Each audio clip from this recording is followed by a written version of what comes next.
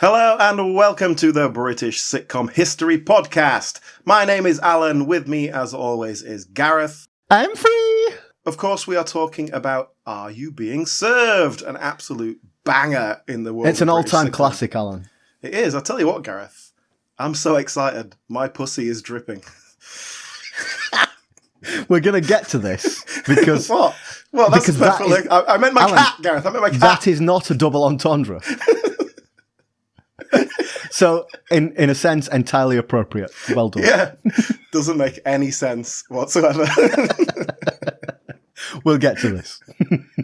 So, Are You Being Served? One of David Croft's stable. David Croft is the backbone of British sitcom, basically. There's a lot there, isn't there? And you know, a lot of episodes. If you actually add up the number of hours of television that he's written, there's a hell of a lot there. Yes. So, David Croft, just to give a bit of context, Dad's Army was his first sort of big super hit, followed by Are You Being Served? They went on to do 8.5 Hot Mum, Heidi High, Hello, Hello. So this is kind of relatively early. 1972 was the first airing of Are You Being Served? How long did it run for? And I know there's kind of several answers to that question, aren't there? Yes, the pilot was in 1972, with the first series full going out in 73. And then basically a series every year going into the 80s. And then it slowed down a little bit at the end. They just did one every 2 years, but it ran up until 1985. See, I was quite surprised by that because I'm sort of aware of Are You Being Served? I was born in 1975. I don't think I remember it. I think of it as before my time. So I was quite surprised to learn that, oh, actually, I was 10 then. I probably could have seen it, but I don't think I remember it from my childhood. Well, look, we're going to get into this later, but certainly by the end, it was still popular, but it was already falling apart in terms of like the cast changes and just it was. I mean, like I say, we'll get into it, but it was a little tired by the end. But there was life beyond that. The principal cast were reunited in the early 90s for a show called Grace and Favour, also known as Are You Being Served Again? Well, hang on, I've never heard that before. When you say also known as, who knows it as Americans. That? It was shown like that on the international market. But that is important because a big part of Are You Being Served's popularity was abroad, and particularly in America. It played very well in America. And the suggestion is that Grace and Favour was kind of made for the American market, really. And that they weren't that bothered about how it worked on the BBC. So there was life after that. We'll talk about all this later on. And, you know, there was a spin-off film. This was a huge, huge success and was part of the British cultural mainstream for 10 years. Well, you know, I raised great hilarity by opening the episode with "I'm free." That line was, you know, that was culturally everywhere when I was a kid. Yeah. That was something that people said. That was as common as a Frank Spencer impression. You know, everyone did that. Yeah. So before we just start, can I ask you, you said you weren't sort of familiar with this as a child, but like for me, this show is just one of those things that I know, and I knew all the characters. Obviously, I've kind of did a deep dive and watched everything, but it was, you know, it was all totally familiar to me. Like, it's just... Well, no, my experience is slightly different, Alan. So I remember this from a kid, you know, Mrs. Slocombe's pussy, I'm free. Oh, yeah, I know this. And actually... I am not sure I've ever seen an episode of this. I think I've seen clips of it and I know all the tropes, but I don't think I'd ever sat and watched an episode of Are You Being Served. Is that a bad thing to admit? Well, just to be clear, you meant before you started researching for this episode. I'm sure. Like I've done the research. Yeah. I've done the research. I know you've watched every single episode. I haven't watched every single episode, but I've probably watched, I don't know, 25 or 30. It was sort of a kind of deja vu feeling. Like, okay, this is all a bit familiar, but really not that familiar.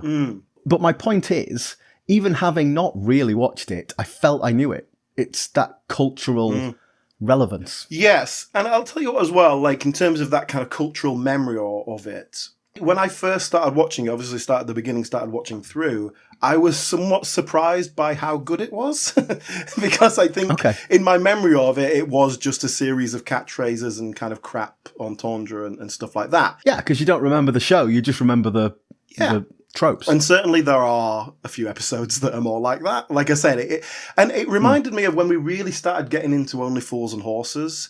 And like I think, oh yeah, Only Fools and Horses, yeah, Batman and Robin and the chandelier falls down. Like, but then when you actually watch it, particularly those first few series, like, this is great. This is a fantastic show. Really good, yeah. So it's sort of a similar kind of vibe with Are You Being Served. It was like, this is a really solid, funny sitcom premise, and it does sort of, like I say, it gets a bit tired perhaps after 70 I think so. episodes. I think as we kept going, it kind of not fell off a cliff, but it certainly started rolling down a hill. In a tin bath. Yeah. Well, I'll tell you what we got to do for the purposes of this podcast. Why don't we go into the episode we're going to cover, and that way we can sort of jump around and look at the characters and the actors as we go along. Which is the episode I wanted to look at is Series 5, Episode 4. The Old Order Changes, but the first 5 series is really kind of the pomp of Are You Being Served, and starts to sort of slide slightly downhill after that. So this is really it at its peak as far as I'm concerned. All the characters are really well established. Everybody knows what we're doing. But I like this episode particularly because I think it's a really good example of sitcom writing, episodic sitcom writing, which we'll go into a bit more detail. But basically, we spend the first half of the episode enjoying the world that we know and setting up all our characters, and then the second half of the episode messing with that and upturning it. Yes, and hence the hilarity ensues. So yeah, let's go into the first half of the episode there. So we start, as we do with most episodes, on the shop floor. Mm-hmm. The credits roll. Do you want to talk about the credits, the titles? I do, yes, because there's no opening credits as such. It just starts with whatever's going on the shop floor, usually not much because it's just establishing shots.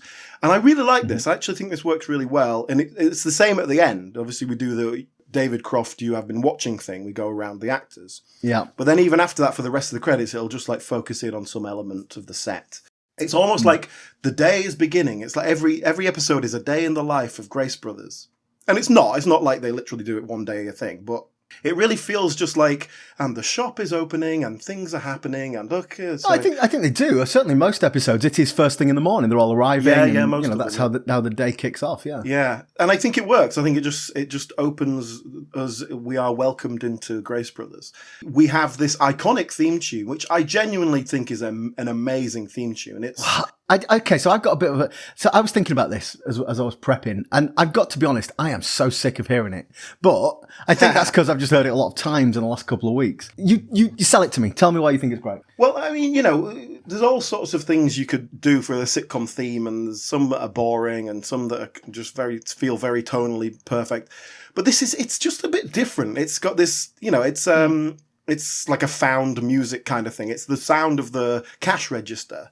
And the voice of the lift operator saying what floors we're going What's to. on each floor, yeah. Ground floor perfumery, stationery and leather goods, wigs and haberdashery, kitchenware and food going up.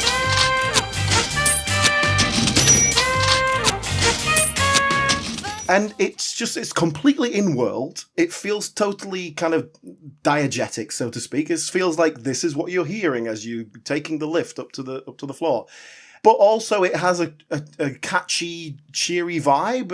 I think it just sums up the whole thing really nicely. And I think it's just totally different to what we're used to as sitcom themes without feeling deliberately wacky. Okay, so I think that was a good sales pitch, and you sort of sold me along there. But actually, you've undermined it with that word, because I think it is a bit wacky. I think that's the problem. The musical element of it is kind of a little bit grating to me. Yeah. But I mean, I love it when you use words like diegetic. I think you're right. Everything you just said is right. I'll go along with it. I get it. Grinds. We watched a lot of episodes. But I'll tell you what else I like about this, what they do here. You are not tied to an opening credit sequence, which is 45 seconds long. So you'll notice in this episode, it cuts out pretty quickly. It's probably 12, 13 seconds or something before we get into someone talking. And you can do that with this kind of thing. And the end credits as well. And do you think that's something they do in the edit? So depending on how long... Yeah. Instead of like, okay, we have a 28 minute and 30 second slot, and 1 minute 15 is going to be credits. So that's what you've got to work, and it has to be exact. It's not messing about. Yeah. You can maybe get a few seconds here and there, and the continuity announcer will fill it. But with this, you can buy yourself an extra 30 seconds just by taking stuff out of the credits. Yes. If you've got that gag you want to keep in, it just gives you that little bit of freedom. That's nice. That's good. Okay, so we're on the shop floor, and it's before the shop has opened, I think, but we cut to Lucas and Humphreys, and they're having a little chat. Now, Lucas is having a cigarette, and Mr. Humphreys is expounding, I think, about being gay. I'm not sure. We need to get into that, don't we? But yeah, let's tackle these two first then. They're the first ones that we meet in our episode, so let's talk about Mr. Humphreys first then. Well, what I like about this scene, just to establish it, is... And this is par for the course, really. You know, a couple of the characters having a little bit of a chat. This is a lot of the material that we get in the episodes, and it's great stuff. You know, it's almost music hall stuff. You know, this kind of straight man and a comedy man. Someone telling a story and then someone chipping in with the odd thing just to kind of keep them. So going. I says to him, "Oh, did you?" Yeah, I says to him, all that business. So I went to see this new doctor, you see, and he said, "Do you know that 2 out of 10 people are just like you?" I said, "Aren't they?" He said, "Oh, yes, there's a lot of it about." I said, "Well, what are you going to do?" He said, "Well, what the trouble is, you see, that you are under great strain due to your superior intelligence." I said, "Well, what do you do about it?" He says, "Well, you see, we sort of clear your brain." So I said, "Oh, really? I'm all ears. Tell me more." He said, "Well, we put you to sleep for a whole week." I said, "Well, with dreams like I have, I'll be worn out." Apart from which you can't afford to take the time off, can you? It's beautiful stuff. It's nicely written, generally speaking. It's these characters that we love and know, so it all works for us. And in this particular case, we're just really establishing our characters right now. We're re-establishing them, and we're going to use it as an excuse to establish the hierarchical order that is the heart of Are You Being Served? And is what we're going to play with this episode. We have Mr. Lucas smoking. Even in this show, in the 70s, we don't see people smoking that often. It was, even in the 70s, it wasn't the good thing to smoke around the clothes that you're trying to sell. Sure. Yeah, but what was interesting there is obviously he gets told off. He's not supposed to be smoking. But I did think, well, you know, how the hell is he going to get away with that? But I think the customers probably could smoke. I think the customers probably could smoke in there. That wouldn't be out of the ordinary. Yeah. We never really see them doing that, though, which is interesting, because you don't see people smoking on telly these days. But there are kind of rules about showing that. But I don't think there were in this 1973. Well, they clearly weren't, because in this scene, there he is, Mr. Lucas with a ciggy in his hand. Yeah. And so we get a little bit of fun. There's a good... No, I'm not going to say good. There is a long tradition of prop comedy in Are You Being Served?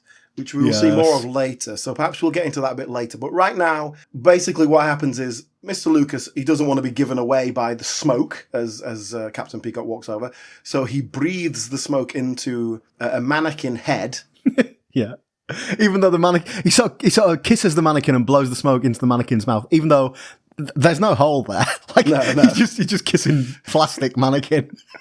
But he affects to blow the smoke into the mannequin, and then of course the smoke comes out of the mannequin's ears, which is a really poor special effect, a really chunky prop.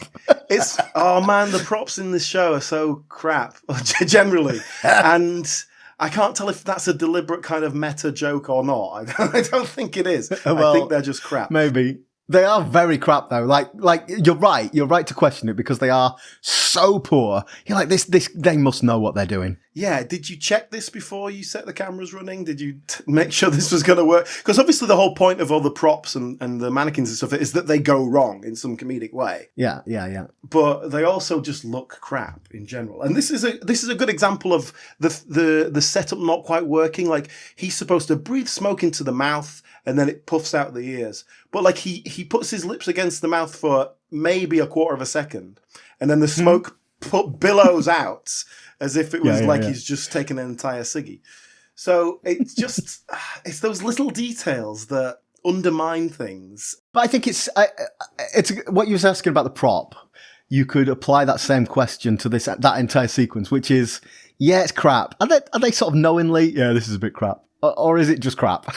I think it's just the cut and thrust of kind of live performance and all that. It's just the way it goes. We haven't got time to make this perfect. It's fine. It got a laugh. Enough. Move on. But it's a shame. I think it's the sort of thing that shows in older sitcoms particularly, because it was just like, get it done, got the laugh, move on. And I think perhaps in a more modern single camera setup, you've got the time to do that. Okay, we'll do another take. And so I think things are a bit slicker these days, and perhaps we just expect that a little bit more. But anyway, we'll do more on props later on, because we have some more nonsense later. We've got another one coming. What about Mr. Humphries then? Let's get into Mr. Humphries. So this is a strong place to start if we're talking about character stuff. Yes. John Inman as Mr. Humphries. I'll say this straight away. The breakout character and breakout star definitely. of the show. What was John Inman doing before this? He was... he's from Lancashire. He spent a lot of his youth in Blackpool. His parents, or at least his father, ran hairdressing salons. I saw that face. Read into that what you will. Yeah, I thought that.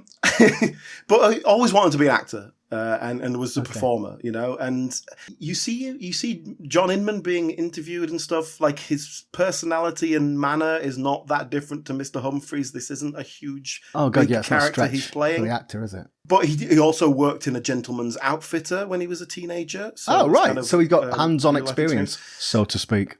Oh yeah. Well, actually, he was he specialised in a window dresser rather than kind of in tailoring or anything like that. But off the back of that, managed to get a job as a set decorator in the theatre, and that's how he got into theatre. Wanted to be an actor, like used that as a way to get in. It's a bit like John Sullivan when he wanted to get his scripts in the BBC, so he worked in the props department just so he could get access. But he's not. You can tell me how old he is, but he's not a young man. Even at the start of in 1972, how old is he?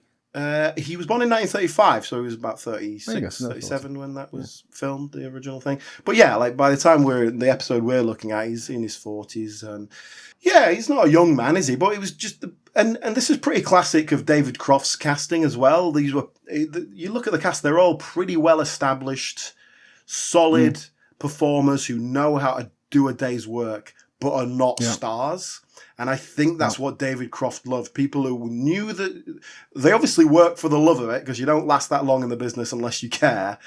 But also, you're not a diva, and you're not you're a team player. Actually, even before he became famous for Are You Being Served, John Inman was well established in the world of pantomime, and he was particularly famous as an ugly sister. That was his speciality in his younger days. And he was in an Ugly Sisters double act with Barry Howard. Barry Howard from Heidi High. From Heidi High, yes. Obviously, this was before Heidi High as well. But the two of them were an Ugly Sisters double act. And Barry Howard, before this, was an established kind of female impersonator performer and stuff like that. So that was what they did. I think after he became famous, John did a bit more he was more of the pantomime dame. Because that's the big money role. That's what I think of him. You know, like in the 80s and 90s, he'd be on the telly at Christmas dressed up as a dame, promoting wherever he was doing panto. Yeah, exactly. That was his bread and butter, and made a good living from it. And obviously, like I say, all these guys, they know how to work an audience. Yeah. But John Inman is, his entire shtick, basically, I don't mean to denigrate the guy's skills, but his entire shtick is he's incredibly camp. Like, that's the joke. In terms of him as a person or this character?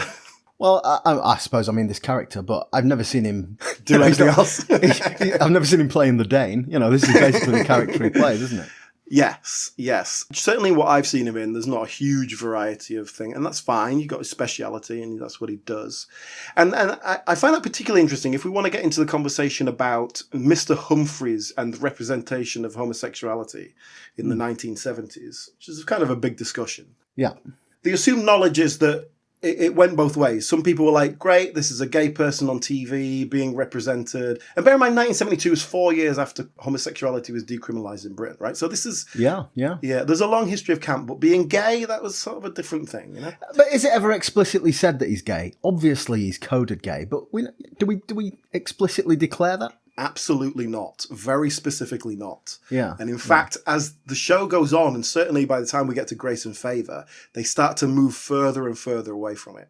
Certainly in the earlier episodes, he turns up for work and he's in a sailor's outfit and he was like, oh, don't even start telling me about what happened to my weekend. You'll never believe it. He's out there and he's living a very extravagant lifestyle. Yeah. As things move on, he becomes more and more of a mummy's boy. He's always on the phone to his mother, and he's never really left his mother's side. And he's quite innocent, almost asexual. The entendre later on moves from gay to bisexual, and then kind of it's all a bit icky. I'm not really into that sort of thing. I think it actually becomes less and less gay as we go on. That's an interesting observation. I think in the 70s, you couldn't just have a gay character. We can have a camp character everybody knows, and that's fine. But because it was such a big success, and perhaps even because it was a success in America, like I said, they certainly started playing to an American audience later on. Perhaps they just had to pull back slightly and play it slightly safe. And that goes for John Inman as well. He never publicly, in terms of the character, I mean, he always played it safe when he was talking about that, and wasn't really openly gay in his private life, I'm sure he was, but in terms of his public, I am John Inman, hello, I'm a gay man, like, no, not until much later on. He married, he had a civil partnership in the early days of when that became a thing. He died, when did he die? He died quite relatively young, didn't he? 2007. So he was in his 70s. Okay. But that was like they got a civil partnership like just before that. So it was when it just became a legal thing. But he'd been living with his partner for 35 years at that point. It wasn't like, but he was one of those swathes of people who were like, hey, yeah, we can get married. Let's get married. Yeah. So in terms of like homosexual representation, there's kind of the both camps, so to speak. Of this was at least a gay man on telly, and that's representative. Oh, but he's a ridiculous camp stereotype. But then also, like we said, it's not that far removed from John Inman as a kind of personality. So those people. Why don't we talk about how they sort of use the character? There seems like a lot of the episodes are setups for him being outrageous. Like there's an episode, German Week it's called, and basically the entire episode is 20 minutes of setup for the visual joke of John Inman in lederhosen. Yeah. And like that's it. That is the episode, and it feels like that's how he's used. He's used as a punchline, as a visual punchline, as a just that camp stereotype to get laughs. I'll tell you why I don't think that's a massive issue in terms of representation is because he's empowered. It's always is like, hello, I'm walking and I'm wearing high heels and an evening gown because I'm whatever the plot is, I've got to pretend to be a woman, right? And he is totally comfortable with it, and the studio audience love it. Yes. He's always framed positively. And that's true. Apart from anything else, like I say, John Inman was the breakout star of this show, and everyone loves him. And so in terms of positive representation of homosexuals on TV, I mean, as long as everyone loves him, that's all right, I think. I think that's probably the important bit. And I think it's a shame that they kind of have to hedge their bets and kind of go, oh, is he gay? Well, we don't really know. But that was the time. I think we just have to kind of accept that. Although having said that, bear in mind that from the time from Are You Being Served begins to when it ends, especially if you include Grace and Favour, like I said, they really start to downplay it by that point. We go from, okay, homosexuals, they're a bit weird and gross, but we're going to accept them, I suppose, to everyone's dying of AIDS. All these gay people are dying of AIDS. Like, that's a hell of a cultural 20-year thing in terms of the homosexuality and its representation. So, like, what a weird time to be the front and centre focal point of gay on TV. So maybe you just have to kind of take it easy sometimes and play it safe. And or you end up being, I don't know, Julian Clary, where you are like loud and proud, we're here, we're queer, get used to it kind of vibe. And, John Inman he's not that guy. Maybe you don't want to be that guy. You want to have a nice, quiet life, living off your Are You Being Served residuals. Before we move off the character, let me ask you this. There was a later episode we watched, and the character breaks the fourth wall. He talks to the camera. They've got a present for Mrs. Slocombe, and he looks at the camera and says, "We're not going to tell you what it is. It's a secret." Was that a one-off? That's the only time I saw it happen. You watched the whole thing. It happens about 3 times. It's pretty rare, yeah. And that's later on when he's become, a borderline national treasure. Yes. There's actually I'll come to this later because there's a bit later on in this episode where Arthur English, they do a reaction shot where he stares directly at the camera. But I don't know if it was deliberate or not. No, listen. Okay, well, I'll talk about this now because they all look at the camera. And I don't mean in a breaking the fourth wall sense. I mean this is my first day in a studio and look, there's a camera. Wendy Richard looks at the camera 4 times in this episode. I've screenshotted it. I'll post it on social media. Okay, so just to finish off John Inman. As it were. Yeah. I'm really sorry. So far I've managed to, not avoid innuendo, but avoid creasing myself up, but that was a good one. So let's just talk about his career kind of post-fame, which obviously this show may put him into a much higher tax bracket and employment position. So Breakout star, everyone loves John Inman. What do we do with him? Give him his own vehicle. The first attempt was Odd Man Out. Okay. It's an infamous kind of one of the worst sitcoms ever made kind of thing. Mm-hmm. It's written by Vince Powell, so that's all you need to know. The worst sitcom writer in British history, as far as I'm concerned. That's a subjective opinion. I don't think it is. I think he's truly awful. But one day we'll actually tackle a proper Vince. We're going to do Mind Your Language one day, and we'll really break that apart. Yeah. But the concept is, John Inman is a fish and chip owner. He's running a chip shop, and he discovers that his long-lost father, who he never met, or was estranged from many years ago, was actually the owner of a rock factory in Blackpool and has left it to him in his estate. And so he gives up his chip shop and goes to work in a rock factory.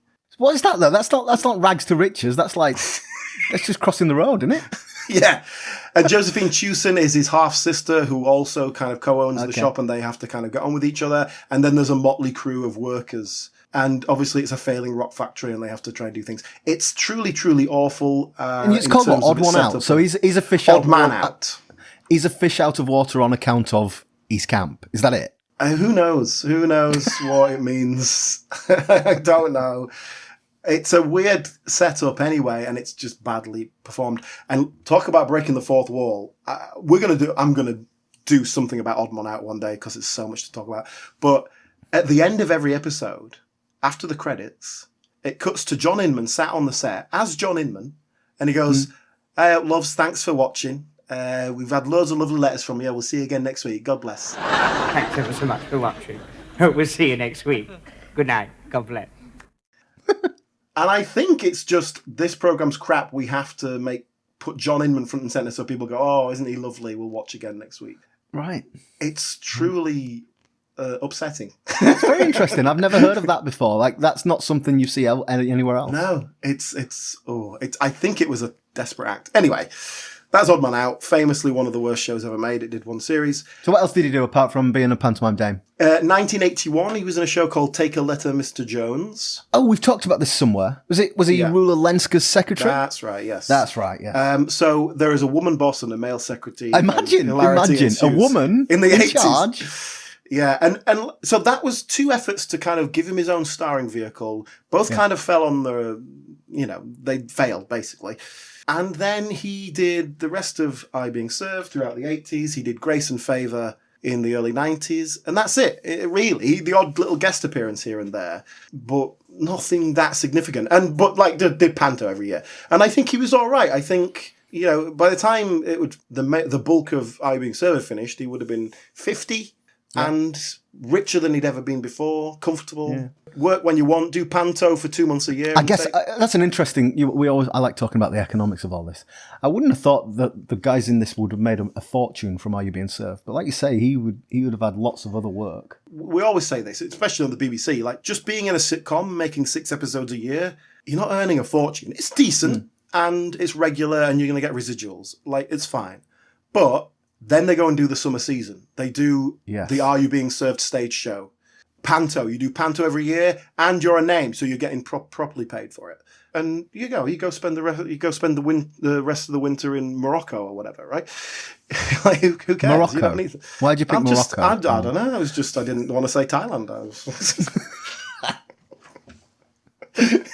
But yeah, so he didn't seem to particularly need to work and didn't worry about it too much. Probably had a lovely, happy life. Hey, I'll tell you what, it said, this is a Wikipedia fact, but it said he left, and when he died, he left to his husband, his estate, worth £2.8 million. Oh, very nice. And I thought, Christ, yeah, £2.8 million. But then I thought, no, actually, if you bought a house in London in 1973 worth 16 grand, that'll be worth £2.5 million now. Yeah, so it's probably not that. Yeah. It's probably not much cash in the bank. Yeah, maybe. But let's talk about Trevor Bannister as Mr. Lucas. Mr. Lucas, who we last saw smoking and blowing smoke around a mannequin. Yes, because in our very first episode, in our pilot and the first series, Mr. Lucas is the new boy. He's the junior. So he's getting to know the department. He's getting to know how it works. He's getting to know the other staff. He is our proxy as the audience. A classic way of setting up a film, sitcom, whatever. He is kind of a central character in that sense, in the sense that we're following him. It's going to be his journey. But it's never really that, you know? It's always an ensemble piece, really. He's just our way in. Yeah. But if you notice, in the billing at the end, you have been watching, Trevor Bannister is the first name you will see. You sure that's not just alphabetical? It's not. I'll tell you why I know this for sure. Because I went through every episode and wrote down the billing of the actors. Naturally. Hang on, I've got this on a spreadsheet. Let me actually pull this up. Because then I'll get... The way you said that, it was like, okay, we'll edit this out, but do not edit that out. Leave that in, because we've got this in a spreadsheet as the most Britcom pod thing you've ever seen. So, in the very first series, Trevor Bannister and Molly Sugden exchange top billing and second billing. Then we have Frank Thornton, then John Inman, Wendy Richard, Arthur Brough, Nicholas Smith. Okay. That carries on that way until Series 6. Okay, so Trevor Bannister's still top billing, even basically until he leaves. Well, no, Series 6. So in Series 6, John Inman and Molly Sugden exchange top billing. Okay. So it takes that long for them to go, John Inman, top of the bill.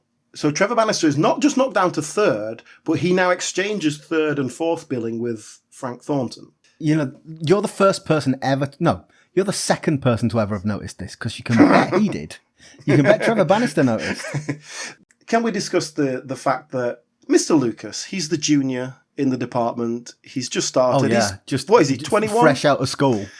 Maybe a teenager? Fresh out of Fenn Street, maybe. How old's Trevor Bannister when this starts? Because he's not a young man. When it starts, he's 38. 38?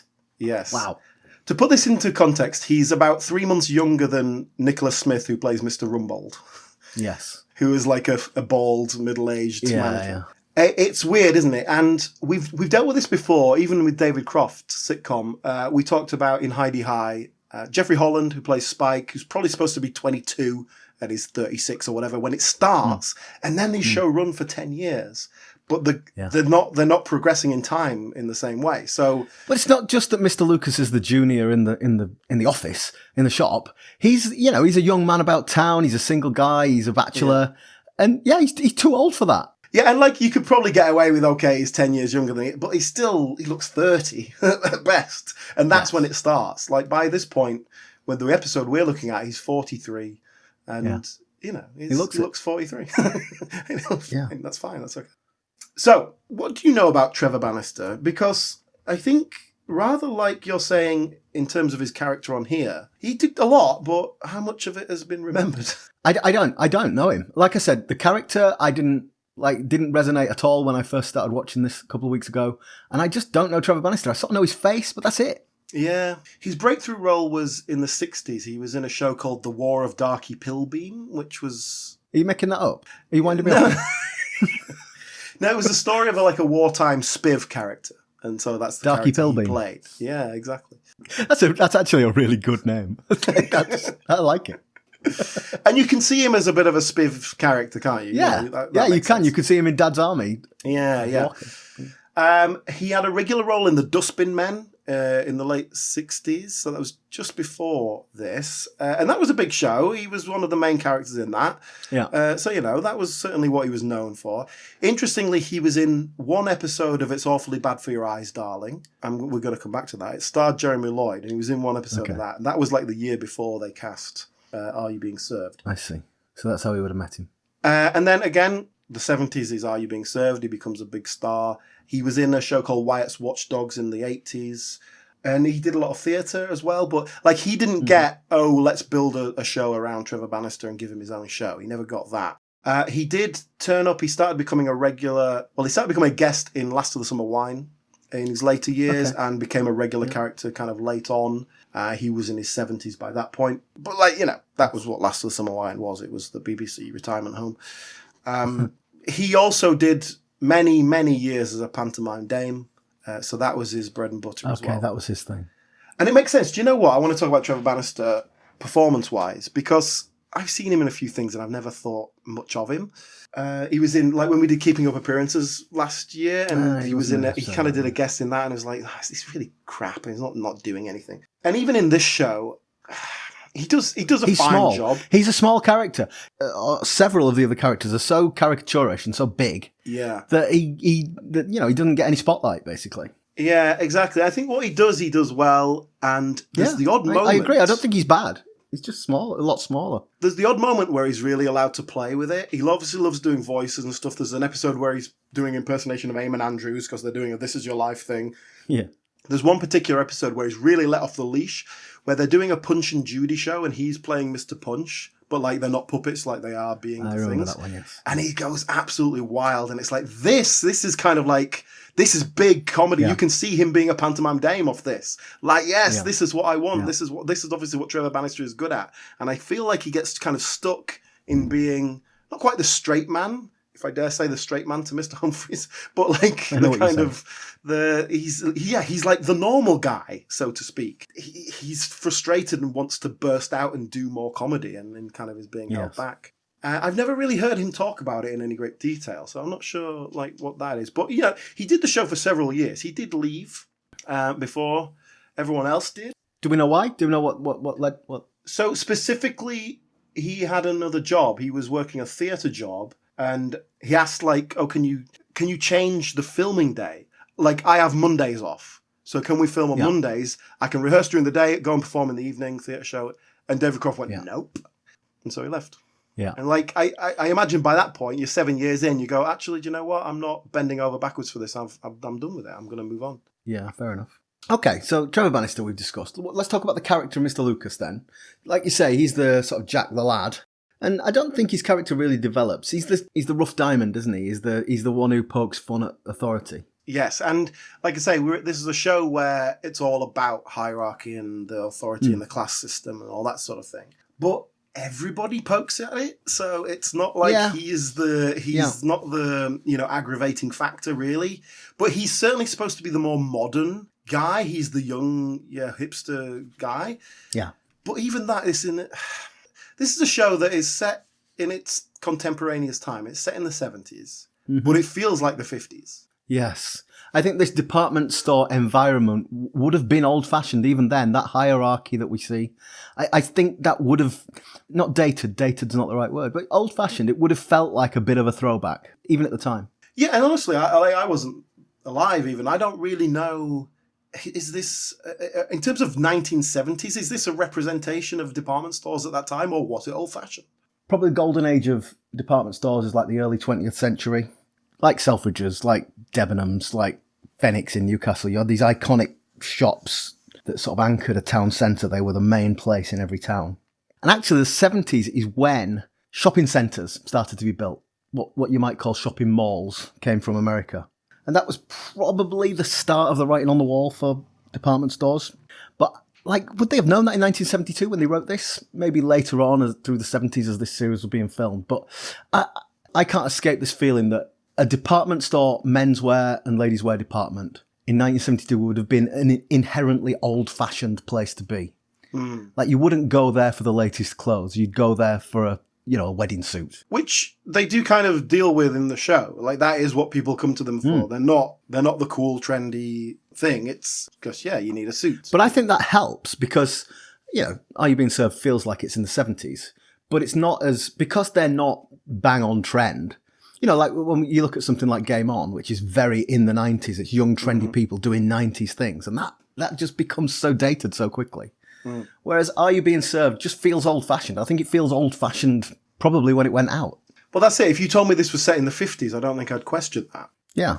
And like in terms of their social attitudes and stuff like that, it feels that way. Obviously, the hierarchy is really important to the class system of comedy and blah, blah, blah. But also, I feel like we have too many characters. Because the writers are going, well, no, you have a middle management here, you have a middle management here, you have a management here. Yeah. For example, Mr. Rumbold, that character could be divided up into, give some of that authority to Captain Peacock so he's like the voice of authority on the shop floor. And then when they need to be conflict with upper management, that comes from young Mr. Grace. Or perhaps it comes from an upper management character that we see once or twice a series. We don't need Mr. Rumbold there every week. Yeah. Because he's doing the same thing that Captain Peacock is doing. Yeah, I see that. It's like, well, one of the problems with these institutions in real life is they've got too many layers of management, and that's why they've gone bust because they've got too much stuff. But yeah, that's also a problem with the drama, with the comedy here. Which I think that's what it is. Like, Jeremy Lloyd was writing this from his own experience in the 1950s. David Croft's work experience prior to being in TV would have been in the 50s, you know? So I think they are working from that. And we know David Croft loves to live in the past. You know, Dad's Army, Heidi High, A&F Hot Mum. That's a good observation, Alan. Yeah, this is of all those, this is the only one that's actually contemporary. Theoretically. Theoretically, yeah. So it's, you know, it still feels like a throwback. And if you were watching this in the 1970s, as with so many of David Croft's comedies, it gives you that nostalgia. That's part of its charm, certainly. Yeah. I sort of associate it with Open All Hours, in that, like, that was made in the 70s, and even like it was like, okay, this is a little corner shop. It's an old-fashioned corner shop. It was kind of celebrating / having a bit of fun with that idea. The problem with that is when they last 10 years, by the time we're into the 1980s, it's like it feels really kind of outdated rather than old-fashioned, I guess. Anyway, let's go back to the shop floor, because in terms of hierarchical structure, our next character is the epitome of it, really, Captain Peacock. Well, Captain Peacock. So we're still literally in the first 30 seconds of the episode here. But Captain Peacock is, I mean, it's a Route 1 name, isn't it? He's a peacock of a man. He's preening and strutting, but he's got very little authority. He is literally the first step of management. Even though he's Captain Peacock, but he's a lance corporal, really, isn't he? He's got no authority, really. Well, that's it. Like, he's Captain Peacock, and this is a time period thing. He's a middle-aged man who served during the war, and he will let you know that because he's proud of it, and he went and he served his country and he was a hero. And then we undercut that by people kind of saying, oh, he was in the catering corps and stuff like this. Did he ever actually see any proper action? There's a point to be made here, which you may or may not know, but I think people in 1972 would have known. If you were a captain, you generally wouldn't use that title after you'd left the service. The convention was, if you were a major or above, you would keep your title.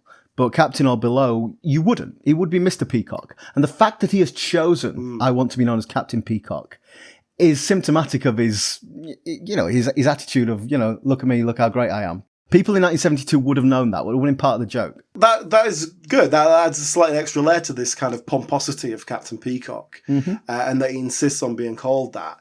And he is the linchpin of our hierarchical structure here, not just because he's kind of the middle of middle management, but also he's the one that absolutely believes in it the most of anyone and will not, and perhaps that's a military thing as well. You don't question the hierarchy, do you? You just do what you're told. Having said that, he definitely does question it as you go later on, particularly. He will try and shaft Mr. Rumbold every now and then. Oh, yeah. To a point where in later series, the way he speaks to Mr. Rumbold occasionally, I think that doesn't feel like it's in character. He wouldn't say that. Just a few times and later on. But let's deal with sort of classic Peacock here. Basically, Mrs. Slocombe comes over to talk to him and he pushes her away and he says, no, you've got to approach me in the right way. It's like talking to a child. Yeah. And Chippy Gareth, I'm like, I would quit that job and possibly get arrested on the way out if you talk to me like that. But that's it. And so Miss Brahms turns up late and he sort of, she's going to make an excuse and he says, no, don't tell me your excuse. Tell the head of department. Tell Mrs. Slocombe. And she chooses to tell me she will. So it's like, it's just pathetic. To be honest with you, usually, as soon as someone's late, Captain Peacock is straight in there. Why are you late? What's going on? Yeah. Like, he usually not bothered about this. But in this case, in this particular day, he's really hyped up about it. Firstly, because it's going to pay off later on for our sitcom purposes, but also because he hasn't got his buttonhole. He wears a red carnation as he is allowed as management, and he hasn't got it, and he's pissed off about it, and it's ruined his day, and so he's in a bad mood, and he's taking it out on everyone and so else. He's behaving like a dick to everyone else. So he's really reaffirming his authority. Yeah, because he hasn't got the carnation there to tell him how important he is. He's got to make sure you all know.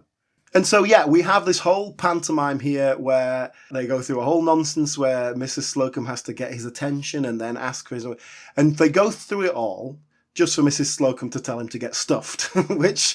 Yeah. So she is kind of undermining that authority. I'm going over your head. I'm going to speak to Mr. Rumbold. She hates him, and she is right to. Yes. Let's have a quick mention of Frank Thornton then before we move on to the ladies. Frank Thornton, of course, I think appeared in every sitcom from 1965 to 2008, pretty much. Feels like it if you look at his CV. Yeah. But not really regular roles. He played the pompous, stuffy white shirt man in everything. His only other kind of proper regular role was Last of the Summer Wine. He was in that a long time, wasn't he? Well, he came into it in 1997, so it'd already been on for 20 years when he came in.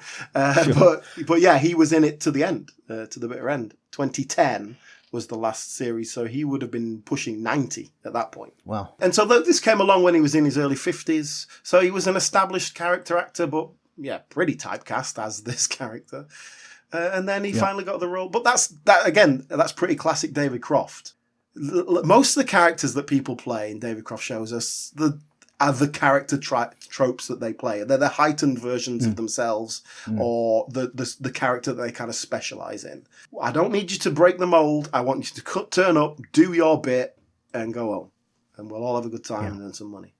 Yeah, and that's we talked about with Heidi High, didn't we? You kind of just go around the ensemble and everyone does their thing, and same with Hello, Hello, Did I ever tell you, I heard this thing about Jimmy Perry writing scripts, and he would literally have coloured beads for every character, and like a number of beads. So it's like, okay, so yeah, Spike, he's got 7 beads, he's going to have 7 lines. Right. Sue Pollard, she's got 12, right there. And so as he wrote a line, they would take one bead out, just so they could keep track of who was doing what, how many lines he'd done, make sure he got enough lines for different people. Yeah, yeah. That's crazy, isn't it? Well, it is crazy.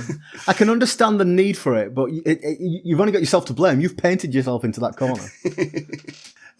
So let's move on to our female department. The ladies. Yeah. Actually, before you do that, let's address this because it's a big part of Are You Being Served? Mrs. Slocombe talking about her pussy. That's the recurring joke. And it's just filth. Mrs. Slocombe, Mr. Rumbold would like to know why you're late. Well, the central heating broke down. I had to light the oven and hold my pussy in front of it. What do you mean? everyone you haven't got a cat with you? What are you talking about? The whole cat thing it's pretty pained. It feels okay because it's kind of this ridiculous over-the-top thing that they kind of do on a regular basis. It becomes like a catchphrase kind of thing. And finding a new, slightly inventive way of making it work. Like, so in this episode, she says, a fireman had to climb out of my window and try and grab my pussy because the cat had got out on the tray or whatever. Okay, like we know he's going to say pussy at the end. What's our route there? And like how inventive can we be with it? How it feels like poor writing. I'm going to say it feels like bad writing. Yeah, I don't know. I think it's just you've got to just accept it for what it is. Well, I just think that I'm all right with double entendre. I think it's a perfectly good form of comedy, but it's sort of got to work. The wordplay has to work in 2 different ways. Hence the term double. And it should be seasoning. It should not be the main course. Yes. Well, look, I tell you what. We've started on Mrs. Slocombe. We've already worked her pussy over a little. Yes. So let's see. That worked. So let's talk about the character more broadly. Mrs. Slocombe. She is the middle-aged. Although she wouldn't appreciate that. I'm sorry, I'm going to stop you because we do this every episode, but I'm going to do it again. She's my age. She's my age. There's an episode with her 50th birthday, and I'm sitting here watching it, age 49, going, oh my God. Yet the problem with that is that, they say it's her 50th birthday, and she's like, oh, I'm 46, and she's terribly offended. Yeah. But like, Molly Sugden was 55 at the time, so it was...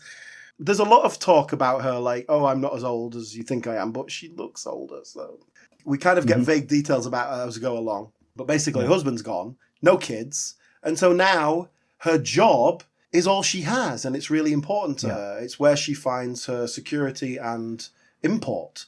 But having said that, this is an archetypal character, the sort of matriarchal figure who is a dominant personality within the bit of a workforce. battle axe. Yeah. There's some interesting class things going on here as well with her, I think, because she does that, and this is a thing that Molly Sugden does everywhere, really. She puts on that posh accent, but then when she loses her temper, she sort of reverts to her working class accent, and that's a joke that is played many times. Yeah, yeah. She does it really well, though. Like even in this episode, like she'll do it within a sentence, and it works perfectly. And I think it works really well with her relationship with Miss Brahms, and the balance between that, because they're friends. They're confidants. They are often united against the gentleman or management or whatever. But then she will not allow her to forget that she is in charge. And it's almost like a mother-daughter kind of vibe. Yes, we love each other, we're friends, but hey, I decide what happens in this house kind of thing. And I think she plays it perfectly. I think it's fantastic. Should we talk about Molly Sugden a little bit? Yes, please. Yeah. She's a Yorkshire lass. She's from Keighley. You're familiar with Keighley? Oh, it's rough there. She probably pretends she's from Skipton. In terms of Are You Being Served, was easily the most established of these actors in terms of kind of known household name. Right, so yeah, what had she done before then? Well, her first sort of proper regular role was in Hugh and I. That was in the 60s. And then a show called Just Jimmy. And then in The Liverbirds, she was in The Liverbirds throughout the 70s, playing the mum of one of them. But really, it's kind of her career really took off when she was in her 40s and she was playing the Harridan mother character.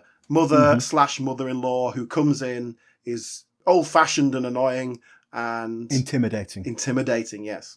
And that's what she did. That's all she did, really. That's what she's famous for. And I think Mrs. Slocombe is a really great encapsulation of that, but allows her to have a lot of fun with it because she's not the parent in the situation. She's got the management above and the people below. It means she can work both sides of it. It's a nice balance. So after the success of Are You Being Served, again, it was like, right, let's give Molly Sugden her own show. The result of that was Come Back, Mrs. Noah. Is the Croft and Perry show, another famously bad show. Yep. And it's awful. Her one big success of the 80s was That's My Boy. Now I do remember that. Yeah. It ran for 5 years. It's utterly awful as a show, but it ran for 5 years. I do remember it. I remember watching it when I was a kid. I don't really remember it, if you know what I mean. And it is one of those shows that like nobody remembers because it never gets repeated and stuff, but because it's crap. But the central concept is she's a working class like housekeeper, and she gets hired to look after the home of a young doctor and his new wife. And they're a bit middle class and posh, so there's conflict there. But it turns out she gave her baby up for adoption many years ago, and this is her baby now all grown up.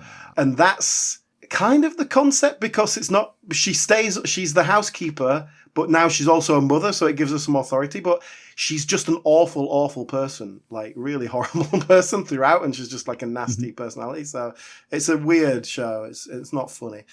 Anyway, she also did My Husband and I in the late 80s with her real husband. Yes, William Moore, who we of course all know, Language Timothy from as the dad in Sorry. That's kind of what he's best known for. So that's an interesting one that she worked with her real husband on that. He also played her husband in The Liverbirds in a few episodes of that. Yeah, okay. And, again, sort of retirement of making the odd guest role here and there and being Molly Sugden. Probably did quite a fair bit of panto, I dare say, as well. Yeah. Why don't we talk about her, in inverted commas, daughter then? So Miss Brahms is the junior, and she is like the most junior person in the entire cast in the hierarchy. Yes. She's the dolly bird, isn't she? She's the young woman. This is an interesting one. Miss Brahms is kind of painted as the glamorous young woman. That's in the eye of the beholder, I suppose. But I've never been quite won over by Wendy Richard as a sexy young thing. And again, she was late 20s when the show started, so probably 5 to 10 years too old for the character. Exactly. She's the character. If you had to guess, you'd say the character's supposed to be exactly that 1920s school leaver, just getting her first job in a shop. But no, she looks older than that. She looks 28, 29. Yeah, and we have a series of dolly birds playing secretaries/nurses, and they don't really say much, and they are just there to be looked at. And of course, Miss Brahms is not that. She is so much more. She has got much more depth and character. She's definitely got something about her, hasn't she? She's got a bit of an edge. She's self-aware. I like her. I think she's a great character. And the interesting thing, we were talking about Mrs. Slocombe and her affected accent. In the fact Miss Brahms has this thick Cockney accent, and although there is a couple of episodes where she demonstrates she can do a posh accent. She ain't gonna. Not for you, not for nobody. And I respect that.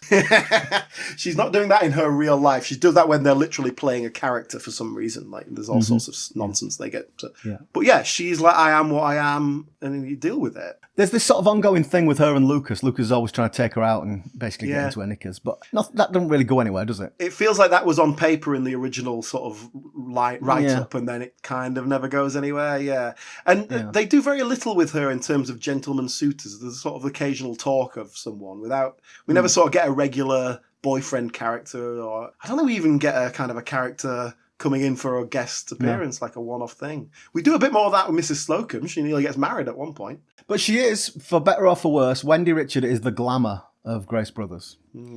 She is. She's the young Dolly Bird. Now, interestingly, let's talk about Wendy Richard. So, obviously, everyone knows Wendy Richard from EastEnders. Yes. And I think Wendy Richard is unique in this cast in that "Are You Being Served" is not the first line on her obituary. Yes. She went on to bigger things. So she was in the original cast of EastEnders, and I like that's how I know Wendy Richard. She was in EastEnders, and I knew that before I knew she was in Are You Being Served. But that's a very different role. There's not much comedy in EastEnders. I don't know about that. Not maybe in her character. EastEnders, maybe not in her EastEnders, character. Her character, her arcs were always very serious. Yeah. Okay, I'll take that. I mean, she is kind of what she seems to be, Wendy Richard. She was born in a pub. Her parents were publicans. She was raised in pubs. Right. Proper Cockney accent, all that sort of thing.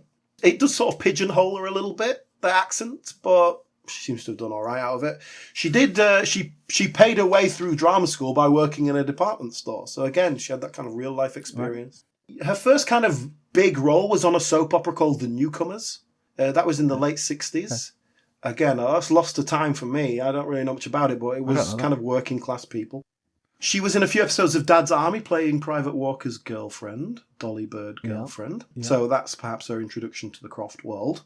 But yeah, I mean, Are You Being Served came along, made her a much bigger name, and pretty much went straight from that into EastEnders. It was 1985, one ended, the other began. So the timing worked out beautifully for her. And then, she was Pauline Fowler for 20 years. And that's kind of... Yeah. And particularly, a lot of people get tied to their soap characters, but she did it for so long that it was kind of inevitable. And she had some, she was the matriarch of EastEnders. She had some meaty storylines. She was good. She was a great presence in that. Yeah. And there's something to be said for that. You have to turn up and kind of just do these emotions now. You got 2 takes. Yeah. Here's the lines, you got them the day before. It's like, there's a skill to that. So she did suffer ill health throughout the 90s. She had breast cancer, and then it came back, and then it came back. And she died. She was 65, 66 when she died. But towards the end, she left EastEnders, and she spoke to David Croft and said, write something for me. Give me something new to do. And so he did, and he wrote a pilot called Here Comes the Queen. And I believe it was like, her and I think it was Les Dennis. And they find out they're heirs to the throne of somewhere, and they become royalty, but they're like Cockney working class people. Like, that was the conceit. Mate, that sounds brilliant. You had me at Les Dennis.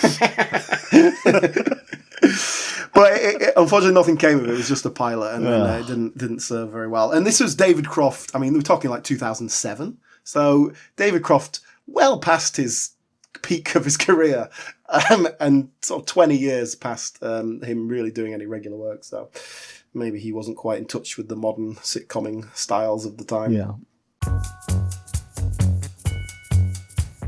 Well, that's all we've got time for this week, I'm afraid, but do come back next time where we will carry on our conversation. We've still got a few actors to talk about. We'll actually get into the episode, or all the fun and hijinks that come at the end. And I've also got a bit about Jeremy Lloyd, one of the writers. I've read his autobiography, so we're going to talk about him as well. So come back for that next time. In the meantime, if you'd like to get in touch with us, we are on some of the social media things.